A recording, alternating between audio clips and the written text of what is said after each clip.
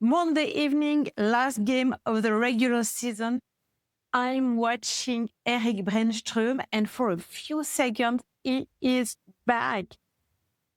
At the start of the season, he was playing like the game was on fast forward. Faster than anyone, sharper. You could feel something alive in the way he moved.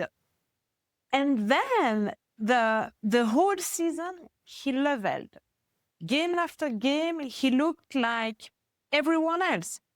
Competent, fine, average. And Monday night, the last game of the season, for just a moment, the spark come back. A few seconds where I could see it again, the real him. And I thought, what happened to that? What did the system do to him? Welcome to Being It the New Doing, the show. I'm Valérie Lemour, strategist, mentor, and the author of Being It the New Doing. Here you'll find short episodes, real stories, no performance. Hey, okay, let's go. And the morning after the game, I'm listening to Joe Rogan, Ben Affleck, and Matt Damon. An episode from January 2026. And Affleck says something simple about AI. He says it goes towards the average.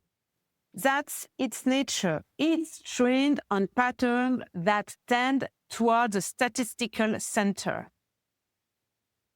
And I stopped.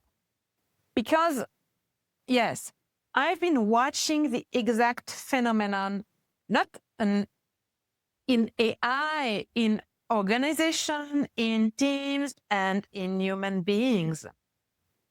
Two systems, one built from code and one built from people, both doing the same.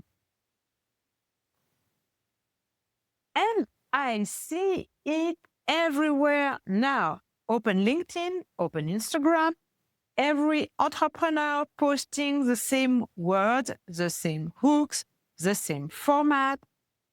Here is the 3 things I learned. This changed everything for me. You are not broken. It's not the issue. The problem is not blah, blah, blah.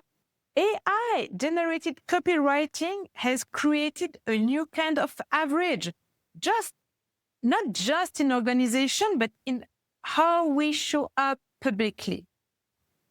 Everyone sounds the same. And somewhere underneath that sameness, there's a real voice that stopped trying. Here is what nobody talks about.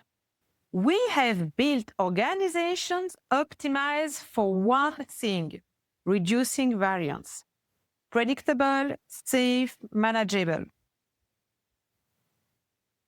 And in that same world, we have built AI optimized for one thing, performing the average.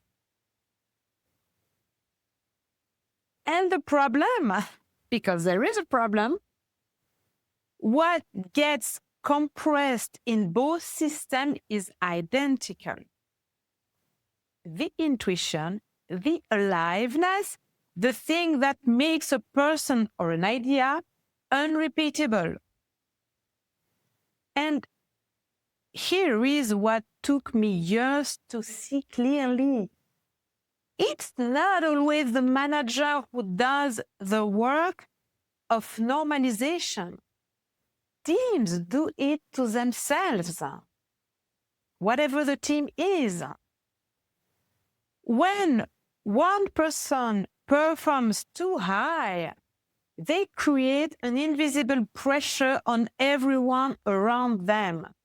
Brännström didn't slow down alone. His environment helped him without even knowing it. I was not reacting to Affleck. I was recognizing something I've been watching for a long time in my own clients, in myself. The moment where the brilliant person starts playing smaller, not because they can't perform, but because the cost of performing fully in a system that can't hold it becomes too high.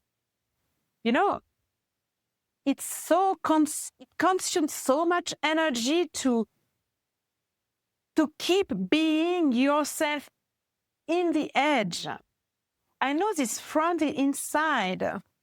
Years ago, I went through an inside profile analysis.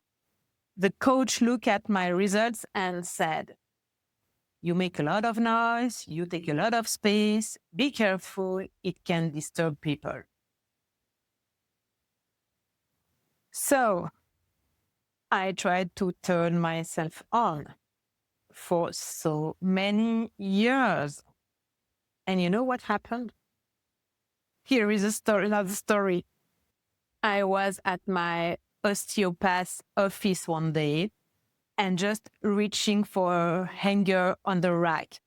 And I knocked everything down. You cannot turn yourself off. You just get hurt trying. And what I feel right now in this moment collectively is that more and more people are exhausted from the compression. Something is breaking open. There's an urgency I've never felt before in the entrepreneurs I work with, a readiness to stop making themselves smaller, not as rebellion, but really as survival. So here is what it means. AI now performs the average better than any average human ever could, which means what's left, what cannot be replaced, is exactly what systems spend their time compressing. The intuition that arrived before the analysis, the truth that costs something to say, protecting that in yourself, in your team, is no longer a question of humanism. It's a question of survival. The organization that keep averaging their humans, they are not preparing for a future with AI. They are preparing to be replaced by it because they are already producing the same thing, just less effectively and at a higher cost. And what I believe deeply is that your genius is not a luxury. It's not something you protect on weekends or in retreats. It's your responsibility. The future doesn't need well-calibrated people. It needs whole ones. Do you remember brainstorms? That's not the hockey problem. That's what it looks like when person compresses themselves to fit the speed of the room. And remember my coat hanger. You cannot turn off what you are. You just get hurt trying. So I want to leave you with two questions today. The first one, do you see your genius as a responsibility, as your responsibility, not a luxury, but something you owe the world? And the second one, can you hold the cost of someone else's genius? The discomfort, the light, the space they take. Because if you can, you become the environment where brilliance actually survives. If what I talked about today lands, if you recognize that moment where you made yourself smaller, Being is a New Doing is the book I wrote from that place. You can pre-order it now on Amazon. The official launch is the 30th of March. I put the link in the show notes. And I see you in the next episode. Take care of yourself.